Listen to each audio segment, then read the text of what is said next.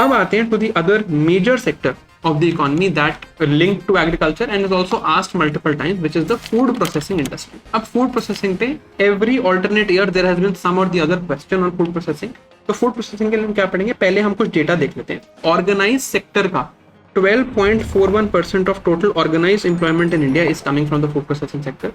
Approximately 12% of the employment in our manufacturing sector is also coming from food processing. तो ये काफी important sector है। अगर हम रैंकिंग देखें, as per the economic survey of last year, India is rank 1 in milk production, rank 2nd in sugar, fruits and vegetables and rank 3 in cereals. इतना सारा data क्यों दे रहा हूँ? Because the first topic in food processing is scope of food processing industry.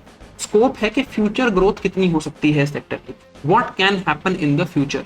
तो future में हमारे exports का स्कोप है, एम्प्लॉयमेंट का स्कोप है, बहुत ज्यादा प्रोडक्शन है तो वैल्यू एडिशन का स्कोप है, high scope of value addition. क्या इनिशिएटिव दिए गए हैं? सबसे पहले नेशनल फूड प्रोसेसिंग पॉलिसी आई थी, बट ड्राफ्ट स्टेज पे है 2019 में।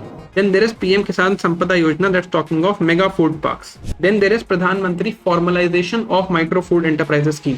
किसान संपदा योजना इज देयर, राइट? इसमें भी मॉडर्न इंफ्रास्ट्रक्चर बना रहे हैं, effective backward and forward linkages कर रहे हैं। Then PLI scheme, production linked incentive, one of the most successful schemes of this government. तो PLI है for food processing industry. There is also a scheme for cold chain, value addition and preservation infrastructure. इसके अलावा there is the idea of one district, one project.